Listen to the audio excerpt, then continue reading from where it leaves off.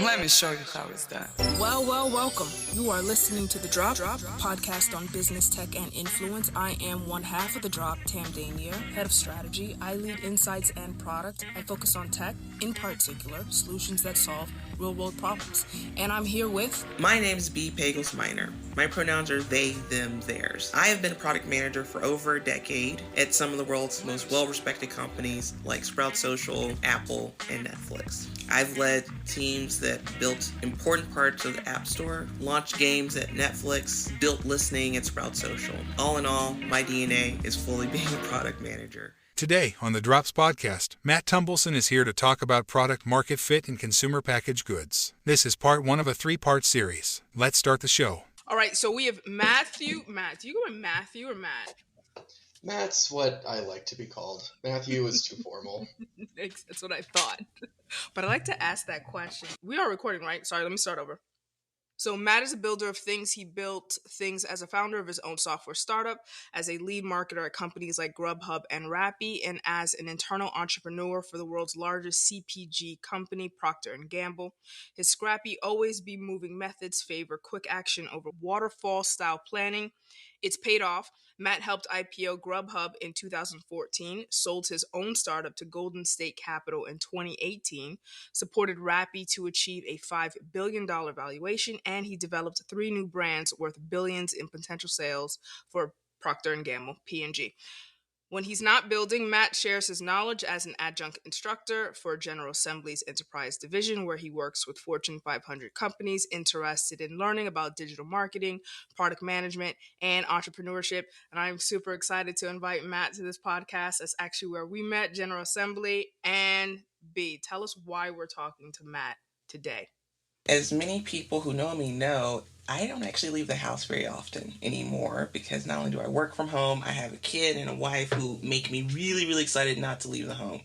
So having said that, a couple weeks ago, I went to a conference in Nebraska and I was talking on product market fit. No surprise there. That's something Tam and I talk about all the time. But then some folks came up to me and were just like, hey, so you know all this stuff about tech. Well, what does it mean to have a product market fit in CPG brands? And so I immediately texted Tam and said, we have to do an episode on this. I was like, we have to find someone who's an expert. Let's do an episode on this because the people want to know. And Tam, being who she is, knew someone, and that's how we came here. So Matt, thank you so much. You're going to make me look good to some folks that I'm definitely going to send this episode to after I know exactly what it looks like to have product market fit for CPG brands. And so that's how we're here. I'm super happy to have this conversation because I'm glad that the question came up, number one, that people were interested in product market fit for CPGs. And that when I just finished talking to Matt maybe a couple days before, and I was like, well, this is a perfect opportunity to have this conversation because I don't think this conversation exists a lot. PMF for CPG, so it's an interesting topic.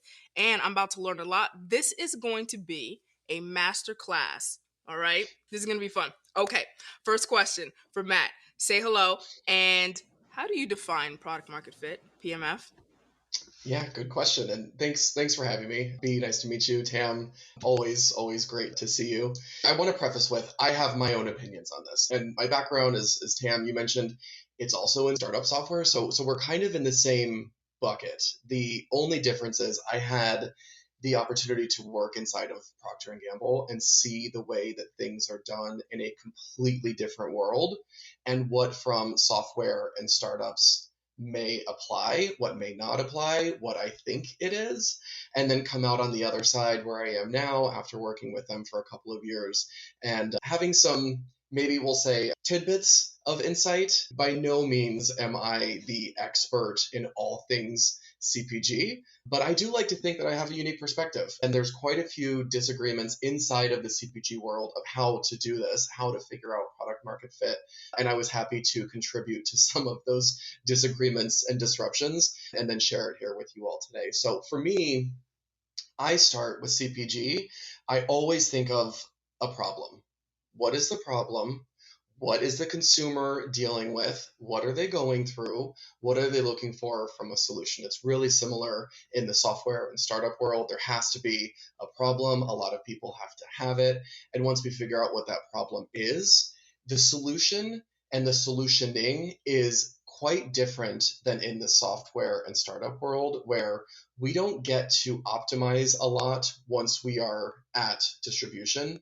We have to do a lot more of that kind of earlier on. So although certain things like concepts and consumer feedback and iteration are happening in the development phase, once we get to market, we can't iterate like you can with software. So there's so much more work to be done on that upfront product market fit. And for me, what it means is we've identified the pain point, it's clear. We've identified the best solution. So we've put a few different solutions, if not dozens or more, in front of consumers. We heard which ones they liked the most, and the one that won, the one that was the number one for them, that really said, hey, this solves my problem, this is the best one. It is so superior and it is so good that they are willing to spend enough money for us to then obviously turn a profit, because there's an entrepreneurial aspect here as well, right? We got to build a business around this thing. So we have the pain point, the solution, it scratches that itch and people are willing to pay for it. And once I figure that out up front, then I feel like it's a little bit de-risked and we've reached some form of product market fit. We're still not in the market, but we've de-risked when we end up getting into the market.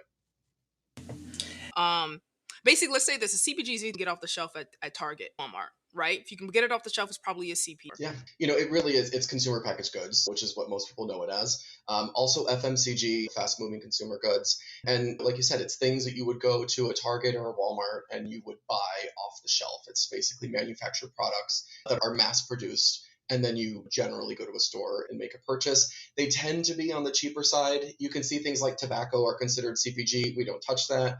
Food is CPG as well. So you've got your Nestle's and Mars of the world, and Pepsi. Your potato chips are considered CPG. The world that I tend to live in is less food and more actual product. If you're going to put it on your body, like potions, pills, all that kind of stuff. Something my wife and I debate all the time is how data can lead you astray. So for instance, let's pretend you put that group of people together and you're like, oh, they really like this product, but let's pretend you had a little bit of bias on your own end. So like everyone who's in that room who's agreeing with you have a similar profile. One of the brands I was thinking of is one of those health fitness brands. And so it's super popular amongst Gen Z and above, and then also primarily people who are assigned female at birth. But if you take that product right outside of that group of people, you may not have enough people to sustain it. So one, how do you go through making sure you have the right people in the room to help you get the right information about whether that product is a good fit? And then secondly, once you actually start to harden it, how do you de-risk from an economic perspective? Because I think especially with packaged goods, as I was doing more research on it, it can be so expensive just to get a sample package out there. So I'm kind of curious how you kind of go about that as well. Good questions. And I think there's two ways to look at this. And fortunately, again, my background being in both startups and this gigantic company helps me talk at least a little bit about both. And on the one hand, there's how would a startup do this, which is what I always ask myself. I'm always thinking, what is the cheapest, fastest, scrappiest way that we can possibly get to this? I want to look at next week. I don't want to look at next year. And so that's one way to look at it. The other is the gigantic company that has millions of dollars to just hire a company and say, hey, here's what we're looking for in terms of a profile. Now, on the startup side, this is me asking my friends. This is me making sure that I'm finding as broad of a spectrum of potential purchasers, let's say, or people with that problem as I possibly can, to make sure that my market is big enough. If it's a really niche product or a really niche potential market, there has to be some kind of other variable for us to determine to go into that area. If it's something that 3 people have an issue with or a problem, but they're willing to spend a ton of money, maybe, from a startup perspective. From a gigantic company perspective, especially within P&G and the insights organization within it, I don't talk on behalf of P&G, by the way. This is just my observations from working inside of the organization. When they work with outside agencies to try and find some of these consumers who are suffering with these pain points, we make sure to get as broad of a range of consumers as possible. I would say maybe 3+ years ago, it was quite, just from my observation, what are people in the Midwest dealing with? That's because that's where P&G is. And so it was so much easier just to say, even like locally, hey, do you have this pain point? Come in and work with us, give us your feedback. once COVID happened and things became virtual, it became significantly easier to get a much larger range of people across not only the US, but also in other countries to talk to, see how big this thing is globally, and really understand the depth of the pain point and the potential size of the audience and how it could be either repositioned, how there might be a feature or a future option that could benefit maybe like a sub audience within a larger audience.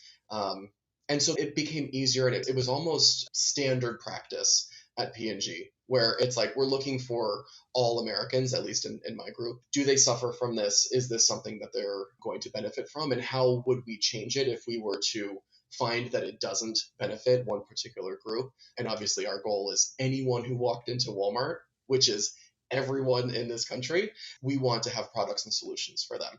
So on the startup side, again, it's just making sure that you do your diligence. And for me, it's like 10 people, I'm good enough.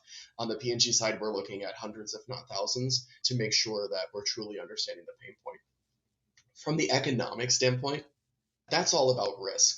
And there's two elements of risk. One is time, and the other is actual individual safety of the people who are going to be using the products.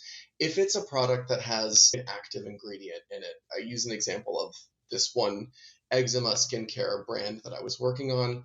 It had colloidal oatmeal in it. You cannot just be experimenting with consumers if something has an active ingredient in it. In general, we can't just be treating our consumers like guinea pigs. So it's hard because we want to go fast, we want to try different things, but there are certain like bases or like basic elements that are just a must be. And if you can't use that must be and turn a business or turn a profit or figure out how to optimize it in some way that provides a new additional benefit, then you're probably looking at something more like a startup in healthcare, one of the giant medical companies. We're looking at much more like over the counter things that currently have been tested. So with that brand, for example, we couldn't mess around with colloidal oatmeal. It had to be this percent. It had to be tested with our own internal safety teams. There's not much we could do. Now, what we could do is put other ingredients in that could be tested with consumers, like different herbal ingredients, different essential oils, in a variety of different ways to see what makes this great for a consumer. And I love Native, the brand that P&G eventually bought. The founder, Moise, he went to Etsy and he just found someone who already did a lot of that work, was already selling deodorant with essential oils in it, and asked them if he could just white label it. In that process, it was significantly easier to experiment because the basic product was safe, it was tested, it was good to go, and all he was really doing was identifying a new audience, a new brand, and some other potential claims around the natural nature of this deodorant. And then took something that was an Etsy marketplace seller, a pretty small market, and extremely exploded the distribution by doing direct to consumer and really just leveraging digital marketing to really expand that. Love this exchange. You touched on so many things there that I want to break it down a little bit. And also, I think we're going to come back to native as a test case as well, right? We're talking about product market fit, and there's these three prongs to product market fit: the standard design thinking alignment, right? That sweet spot of desirability, viability, and feasibility. And you touched on something that there are constraints in the world of Cs, right? That even though desirability is there, feasibility may not be there because of these regulatory constraints, right? We can't test on live customers. And then you also touched on, well, is the customer willing to pay? That's on the viability part, right? Can we create a market? And there are adjacent. I work in healthcare, and one of my clients is in pharmaceuticals. Another one of these industries that are extremely hard to bring something to market without due diligence and R&D, right? How do you test a drug? Right. And when you're talking about sizing it in pharmaceuticals, there can be a really grave illness that a million, right? 3 people out of 1 million. I was talking to someone who had that kind of a test case. How do you develop a product? How do you test that product?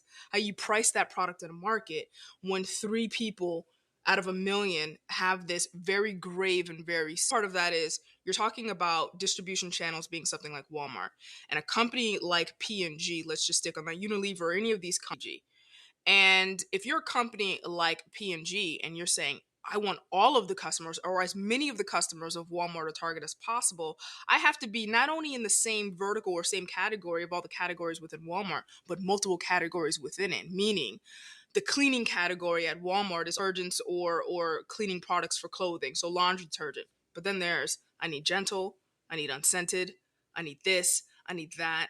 How do you grapple with that about there's a problem, there's a market, the sub market? Start first. Talk to me how you break that down when you're just approaching a new problem or new opportunity to look for. So you bringing up the detergents and the home care, that's a perfect example of an aisle that I would work on identifying a need that's unmet today. And if it's in a category that already has a subcategory like fabric care, which is, your Tides of the world, um, I don't need to reinvent Tide. Actually, at P&G, and this is something interesting, right? If I'm looking as a startup, there might be an opportunity there, and quite a few have popped up. Less packaging, maybe there's an audience that's not currently being tailored to because it's not big enough for P&G, which is an interesting scenario, right? Where P&G says, "Oh, that might be 100,000 people. It might be worth a couple $1,000,000 to a startup founder or an entrepreneur." We're gonna go there. We're gonna make this product, and we're going to deliver the solution for them. For a much larger company like a P&G or a Unilever, they're going after very, very large, generally broad-based audiences. I remember one time hearing, and this is before I even worked at P&G, who's the audience for Tide? And it was anyone with a washing machine. And that is how a company of that size really thinks. As a startup founder, when you're trying to identify product market fit, you don't have the luxury of just saying, the market is literally anyone with a house, anyone who drives a car. You don't have that luxury. You're looking for pain points that are unmet.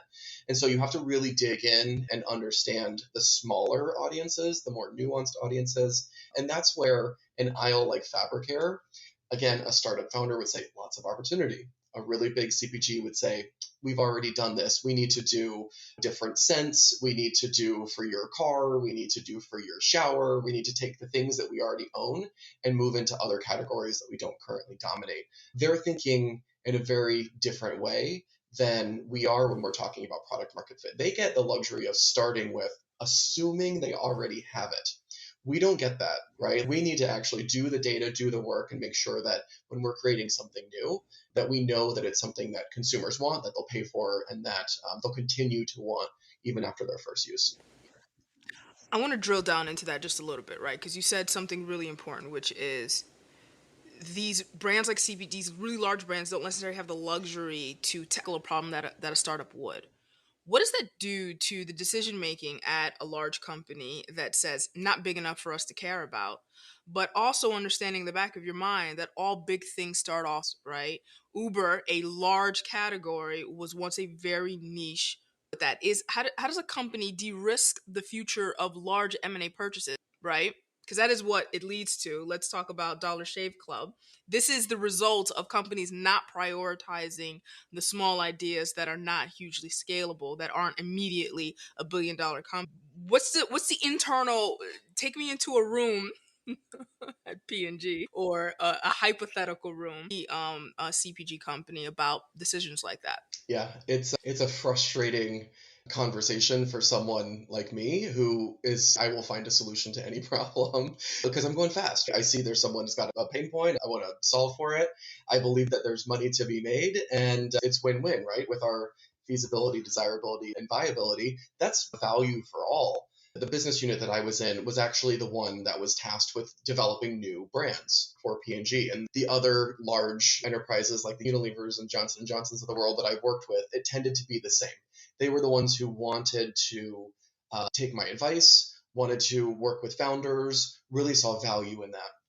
Now, in practice, it's a little different because you come into an organization that has over 100 years of successes and gets to stand on those successes and at the same time has so much to lose if one thing goes wrong. So the risk averse culture is to protect the business at all cost, which I 100% understand. if I was the largest shareholder or the smallest shareholder in that company, I would appreciate that the culture of the company is to value that investment.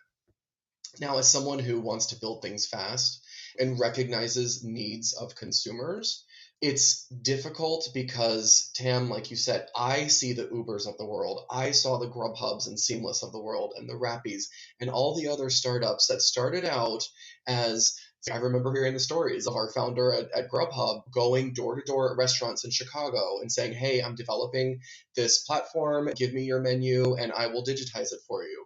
And he was just door to door. And I always think of that because obviously the company became wildly successful and then led to Uber Eats and DoorDash and a lot of other copycats. And so I imagine that is how the birth of something great begins. It starts as something small and then gets big.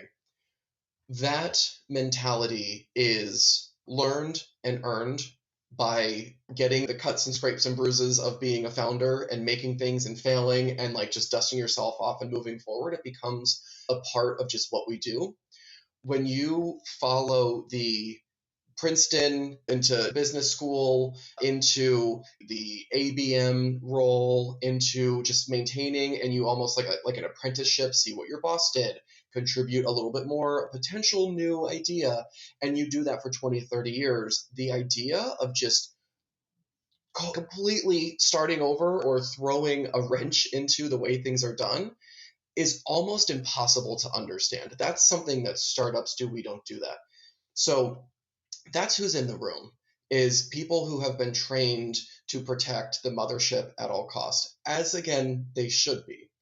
But that's also one of the biggest issues in developing something new in those organizations, because the way that they're going to do it is the way that someone with 30 years of experience running one or two brands and growing them by 2 to 3% every year would develop something. They're thinking, we need hundreds of millions of dollars. We're going to get all the Nielsen research on the planet. And I saw an opportunity to take all of those tools that they have. I mean, just to log into Nielsen and be able to see like almost real-time data for store sales, and then go to Amazon and see what people are searching and run a quick test on Google and see if this product is something people are interested in. To me, that was magical, but it was so frightening for a lot of my colleagues. So that meeting, if you want to pitch an idea for something, one of the first things you have to say is, it's huge. It's a really, really big pain point, and we are the ones who can solve it. And here's why I think we'll be able to do it. And here's my 27-point plan of how we're going to do it. That's what you have to do before you even pitch an idea, because immediately you're met with a no. That's not big enough. We looked at that before. I've seen that. That's not big enough. That's not big enough. That's how every single meeting ends. It's just 20 ideas, but that's not big enough. So what ends up happening is all of those small things that could lead to something significantly larger never get started. Those seeds don't get planted. What they want to do is to buy a tree that's already grown and then just bring it in and say, okay, now we have the revenue from that and we can count it as growth for ourselves. They say that they want to plant their own seeds. They want to be able to plant their own seeds, but I am not convinced that large companies will be able to do it on their own. I think they're going to need to look for outside support to plant those seeds for them and get it up to whatever size sapling you want that makes them comfortable.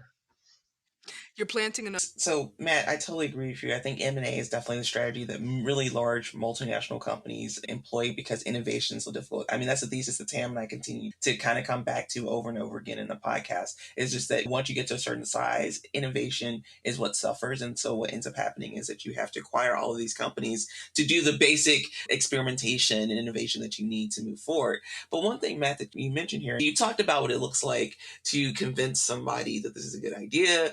And it's primarily the positive side of it. What does it look like when you get into that room? You've done all this research, and it's like, actually, this isn't hidden. The Nielsen data says, actually, people really don't love this. The Twitter data is actually saying that they think this berry is terrible. We have to pivot. So what does it look like when that conversation happens? That's a good question. I had that happen recently while I was still working at P&G. And by the way, I've shut down many products. And there's a unique trick that I found that helps you not have such a bad experience, which is to constantly have your next idea ready to go. When you invest everything in a single idea, you get so passionate about it that you almost become blind to all of the data that's telling you this might not be great. Something that I observed at P&G and I've seen in other companies before is just setting a cadence. Maybe it's once a month, maybe it's once every 3 months, where this idea and this team that's working on an idea has to prove that it's still worthy to work on. And here's what data we believe we will get. If we reach this, we will continue. If we don't, we will shut down, which never happens. It's always, okay, let's actually talk about it. Let's see what's working. Let's see what's not working. And then we go from there. And the reason why it's important to have something else ready to go is so that you don't just say, well, we've invested this much, let's keep going. There needs to be an opportunity cost that you are missing if you don't shut this down. So that way it's almost as neutral as possible. The best use of my time is continue this forward or work on this next thing and see if it's going to be good. So once I implemented that, or we as a team started talking about it that way, when something was shut down, it was a much easier conversation. Obviously, there were people who worked on things for 2-3 years that when shut down, or even startups, or myself, I've had my own outside of companies, my own ideas shut down or pivot, dozens and dozens of them. And it's just, you get used to it, you build like a thicker skin, but just having a backup is really important to make sure that you're on to the next one. We always want to keep going, right?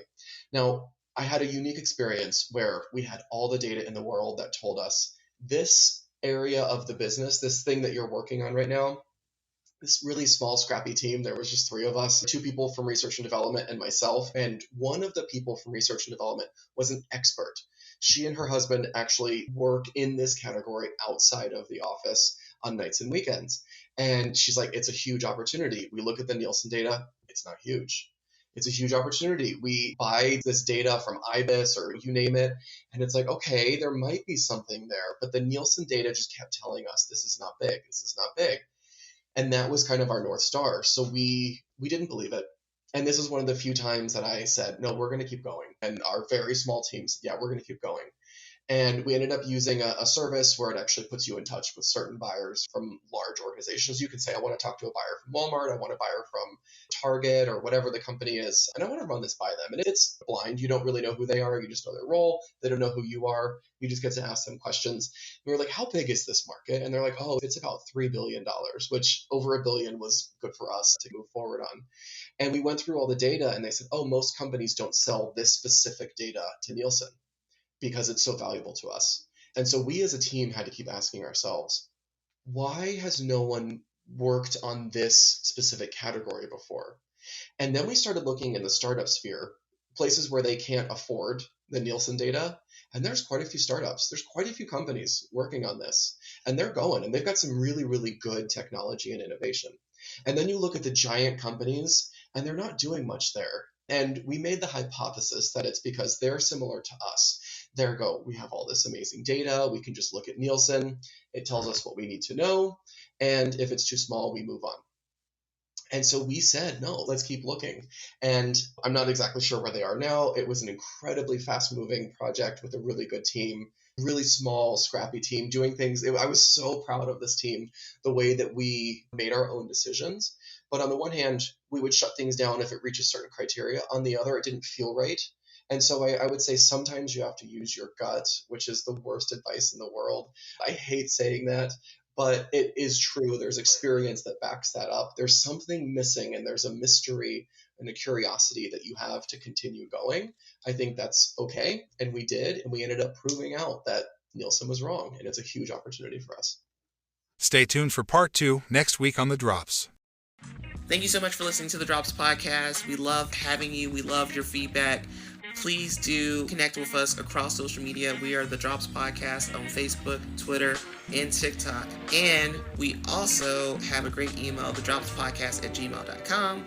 You can send in any questions that you have, and we definitely would love to answer them on the podcast. Feel free to ask just about anything because we have experienced a ton of different things.